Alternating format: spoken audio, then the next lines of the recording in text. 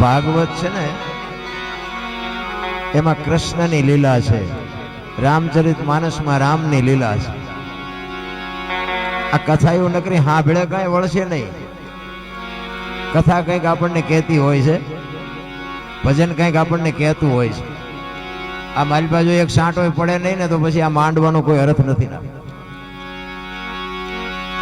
રામાયણ, મહાભારત કે ભાગવત કે ગીતા આ મહાપુરુષોએ બનાવેલા ગ્રંથો છે, પણ એ તમને મને એક બતાવવા માટેના, માર્ગ બતાવવા માટેના ગ્રંથો છે. દીકરા કેવા હોય, બાપ કેવો હોય, મા બાપ કેવા હોય, ભાઈઓ કેવા હોય, દીકરી કેવી હોય, આ જોવું હોય તો રામાયણમાં જોવો, અને આ રડેલું ન ખાવું હોય મહાભારતમાં જોવો. તમે જુઓ આખી દુનિયામાં રામ કથા વંચાય, શિવ પુરાણ વંચાય, ભાગવત કથા વંચાય, મહાભારત નહીં વંચાય તો ઘરો ઘર ઘરી નથી ગયું એવું નથી લાગતું. તો આ ગ્રંથો ખોટા છે એવું આપણે કેવું કેમ? મારી પાસે હાસું કેમ નથી ઉતરતું ખોટું? આ કેમ ભાઈ અવાજ આમાં વયો ગયો ઠામકો? અવાજ આપો. અમારે એક અડધો કલાક પોણો કલાક મસવાનું છે, પછી અહીં રોકાવાનું નથી. ઘડીક આનંદ કરવા દો. સાચી વસ્તુ ઘરે ઉતરતી નથી, આનું કારણ શું છે?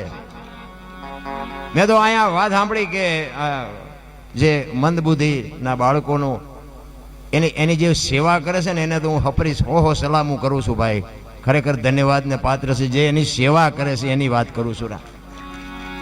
અને સેવા કરે છે ને એના મા બાપને તો હું હજારો સલામ કરું છું. તમે સંસ્કારના ખટારા રેડી દીધા કે આવા હારાને બાપુ હાસવે, આખી દુનિયા હાસવે.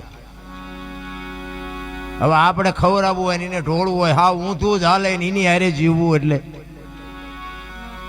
ધન્યવાદ ને પાત્ર જે સેવા કરતા હોય. અને જે સેવા કરતા હોય ને એને હું તો અહીં રહેતા હોય ને એને બધાને બે હાથ જોડીને વિનંતી કરું કે એને કંઈક મદદરૂપ થજો બસ.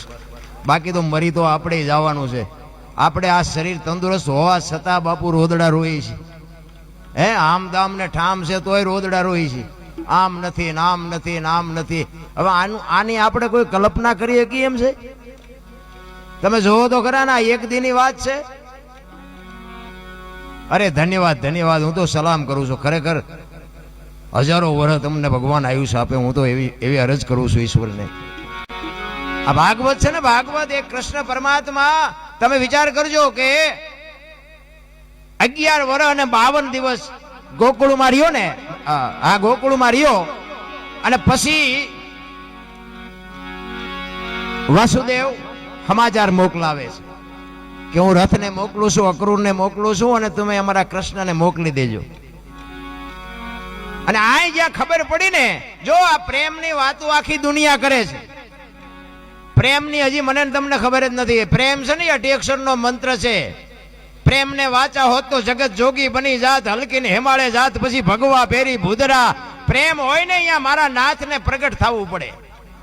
કોકના ઘરે ભડકા કરે એને પ્રેમ ન કહેવાય. નારાયણ પ્રેમ હોય અહીંયા મારા નાથને આવવું પડે.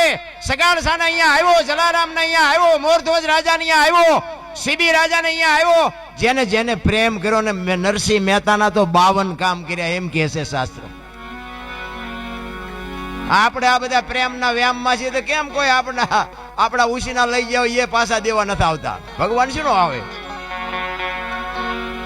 પ્રેમ છે ને એ તો જુદી બાબત છે રામ. પ્રેમમાં કોઈ દી ગોબરાશ ન હોય, પ્રેમમાં કોઈ દી કાળાશ ન હોય, પ્રેમમાં ડાઘ જ ન હોય, ને ડાઘ હોય ને પ્રેમ કહેવાય જ નહીં રામ. પ્રેમ છે જુદી બાબત છે. જેમ તમારે અને મારે એક ઈશ્વર પ્રત્યેનો જો પ્રેમ હોય, આ જેટલા મહાપુરુષો છે ને, આ પ્રેમ થયા પછીની વાત. ગોળ બંગાળનો રાજા ગોપીચંદ ને 92 લાખ માળવાનો ધણી ભરતરી બાપુ 7 પેટીઓ ખાય તોય નો ખૂટે, બાવા બની ગયા. આપણને નક્કી જ નથી થતું હાસું હોય છે ખોટું હોય છે, હાસું હોય છે ખોટું હોય તો વયા જાય, લ્યો કે પૂરું થઈ ગયું. અરે માણા જેવો અવતાર મળ્યો છે નારાયણ, કઈક કરી લેજો. આપણે રાતે 2 વાગે આપણા ઘરે આવી અને આપણી શેરીમાં હુતેલું કૂતરું હોય, એ આપણને જાગીને જો પૂંછડી ન પટપટાવે ને તો મરી જવાય. આપણી શેરીનું કૂતરું આપણને નથી ઓળખતું, દુનિયા હું ઓળખવાની હતી ભલામણા? હે કૂતરાને ખબર પડે કે આ અમારો અમારા આવ્યો, અને એ ત્યાં આમ જાગે જાગીને આમ જોઈને પછી હુઈ જાય, પૂંછડી નો પટપટાવે કે આ કડકા રામ છે, શું આમાં આ પૂંછડી પટપટાવી હોય. અરે જીવન તો બાપુ મળ્યું છે. તમે વિચાર કરજો, આ જાનવર પૂજાય છે, જાનવર. તમે ઇતિહાસ ખોલીને જોવો, હળદીના ઘાટ ઉપર મહારાણા પ્રતાપનો ઘોડો પૂજાય છે, સતાધારમાં પાડો પૂજાય, ચમરાળામાં ભેંસ પૂજાય, આ કચ્છમાં દાદા મેકરણનો કૂતરો ને ગધાડો પૂજાય. બોલો આપણું પાડું છે સારું નથી બોલતા. હે જાનવરે બાપુ કેવડી કમાણી કરી છે. મારા નામ એક આવા જો અબૂદ ને એક અબોલ ને અને આવા વિકલાંગોને બાપુ મદદ જો ન કરી શકી તો શું આ દુનિયામાં આવ્યા તો હોય તે નો આવ્યા તો હોય તે. જ્યાં જ્યાં ભજન છે ને, ભજન એમ નામ સમજાય એવું નથી. અને એમ નામ જો સમજે જતું હોત ને તો બધા ભગત થઈ ગયા હોત ને રોજ લાખ લાખ રૂપિયા લઈ આવતા. આ એવું નથી. ભજન છે ને અઘરી બાબત છે. આની માટે સદગુરુ જોવે. સદગુરુ વિના બાનું આની નિશાળું આની યુનિવર્સિટી ક્યાં છે નહીં. આ કાંઈક મા બાપના સંસ્કાર હોય, કાંઈક એવો સદગુરુ માથે મળી જાય ને તો પતે એવું છે. બાકી તો ચારે બાજુ અત્યારે ગુરુનો જઈ પાર નથી ને ચેલાનો જઈ પાર નથી. ચારે બાજુ માંડવા નાખી નાખીને બેઠા છે. આપણને તકલીફ નથી. અને બીજી વાત તમને કહી દઉં, આમાં તમને જે સારું લાગે ને રાખવાનું, બાકી પડ્યું રહેવા દેવાનું. બાકી બીજું કોઈ આમાં ઊંડું નહીં ઉતરવાનું. કારણ કે હું ગમે ત્યાં પ્રોગ્રામમાં જાઉં ને, હું મારી મોજ કરવા જ જાઉં છું.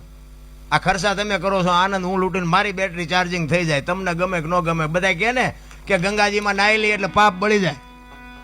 તો ગંગાજીના કાંઠે રહેતા હોય, રોજની ધૂપગા દેતા હોય, એમ બળી જાય. એટલે આ બધું મન મનાવાની વાતો છે. આ બધી કર્મની વાતો કરે ને, કર્મ આમ ને ફલાણું આમ. આ ભક્તિ કરે એવડે દુખી છે, બૂસ મારે એવડે સુખી છે. લ્યો શું કર્મ કરે? અટપટું છે. આ હિમ સમજાય એવું નથી. આ ભાગની બધા વાત કરે, ભવની વાતો કરે. ઓલા ભવમાં આમ ને ઓલા ભવ. હવે કાલની ખબર નથી શું ભવની ખોડો મળ્યો એ ભવ શું થઈ લ્યો. શું આ ભવમાં ઘટે કઈ? હે આપણા ગઈઠે હોની નોટ નહોતી ભાળી. આ માથે વરસાદ થાય, મારા રામ આમાં જીવતા ન આવડે તો ધક્કો થયો એવું નથી લાગતું. હે વાહન મકાન રૂપિયા લોટા હવામાં ઉડે વગર દોડે વાતો થાય. બાપુ મજા કરે એવું છે, પણ જ્યાં જાઉં ત્યાં બધા રોવે જ છે. ધાબુ ફરવું છે ને કે છૂટા નથી, બીજા પાસે જાય કે ડોબું વિયાણું દોવા નથી દેતું, બીજા પાસે જાય કે બહુ તેડી ગયા વેવાય મોકલતા નથી, બીજા પાસે જાય કે છોકરાને પોલીસ વાળા લઈ ગયા જામીન જડતા નથી. તો આપણે ક્યાં રોવું? આખી દુનિયા રોવે જ છે. અરે મારા નાથની મારે જરૂર છે તો બાપુ દાસી જીવન રોવે, મીરા રોવે, જેઠીરામ રોવે. હે દીનબંધુ દયાળુ, હે પરમ કૃપાળુ પરમેશ્વર, તારી વાહે અમે જીવન ઓળઘોળ. બાપુ એક રામાયણનું પાત્ર સબરી તમે જોવો તો ખરા. એક ભીલની દીકરી, એનો ગુરુ માતંગ ઋષિ, 7 વર્ષની એક ભીલની દીકરી, જેને માણાનો અનુભવ નથી, ગામનો નથી, વેદનો નથી, શાસ્ત્રનો નથી. એના ગુરુએ કીધું કે બેટા અહીં બેહી જા, વેલો મોડો રામ આવશે, તારો ઉદ્ધાર થાય. આ એક જ શબ્દ પકડીને બાપુ બેહી ગઈ. મા બાપ કે પરજા નથી કરતી, શું ગુરુ કે કરવાના હતા. હું તો બાપુ ગમે ત્યાં જાઉં ને, હું ભલામણ બધાને મારી આ એક જ ભલામણ હોય કે તમે વાપરો, ખાઓ, પીવો, મોજ કરો. બાકી માં ને બાપ ને રોટલા 2 ટાઈમ હારા દેજો. જિંદગીમાં જો મોળો દી ઉગે તમારો ગુલામ થઈ જાવ. બસ મારી આ એક જ. આ તમે માંડવા આવા નો નાખો તેમ નથી કહેતો કે આવી કથાયું કરાવો, આ મંદિર બંધાવો, મૂર્તિઓ કરાવો ને ગાયું ખડ નાખો. એ ગાયું છે ને ભગવાને મોકલી છે ને ખડની વ્યવસ્થા કરી જ હશે. આપણે મરી જાય તેથી ગાયું શું થાય? આ ગાયું જે કપાવા જાય છે ને એ બંધ કરાવો તો ખડ જ નીર્યું છે. જે જીવ ઈશ્વર મોકલે છે ને એની બધી તૈયારી જ હોય છે. તમારો અને મારો માના ઉદરમાં વિકાસ થતો હોય જન્મ થયા પહેલા બધી વ્યવસ્થા હોય છે. દૂધની વ્યવસ્થા કરી દે, પથારીની વ્યવસ્થા કરી દે, લાલન પાલન કરનારી બધું તૈયાર જ છે. અને 60-80 100 વર્ષ જીવો અને મરી જાવ ને, એ મરી ગયા પહેલા લાકડા તૈયાર છે, ઉપાડનારા તૈયાર છે, ગોઠવનારા તૈયાર છે, દિવાળી મૂકનારા તૈયાર છે, ઘોંકા મારનારા તૈયાર છે. તો પહેલી ને છેલ્લી 2 તૈયારી છે, તો વટલી તૈયારી નહીં કરી રાખી હોય.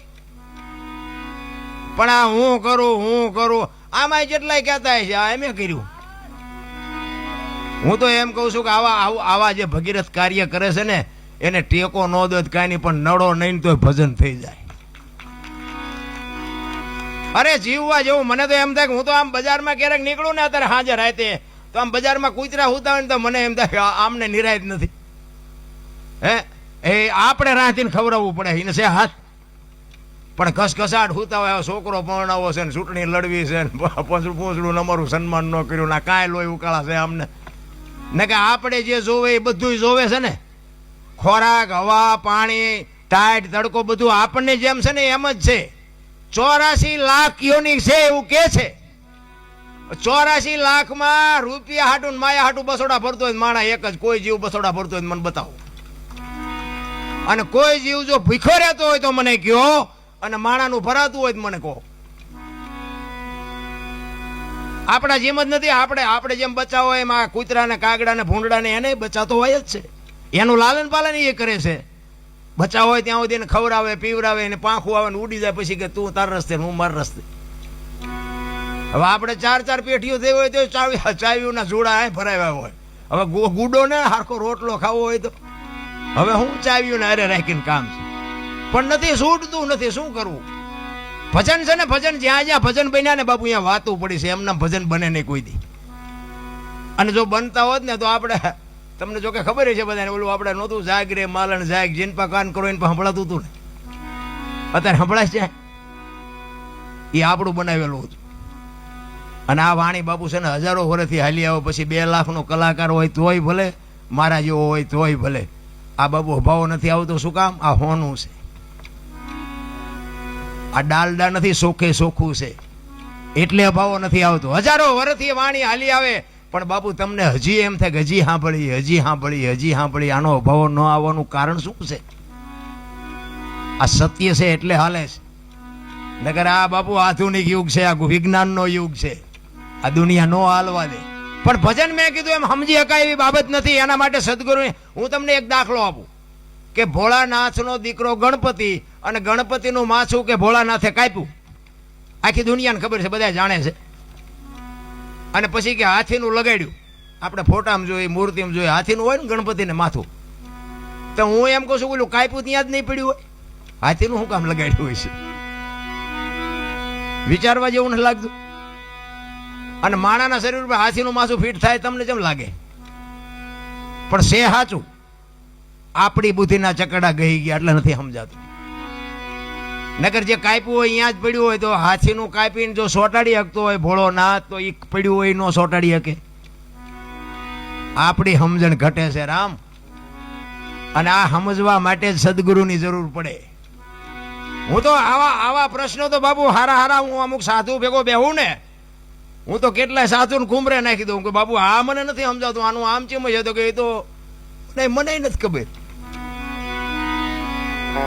હા, હું તો આમ હળવો કોઈ ન હોય ને તારે એમ આ એમનું નાક જાય એટલે એકલા બેઠા હોય ને તારે એમ કહું બાપુ આમાં સારું મને થોડુંક મૂંઝવે છે.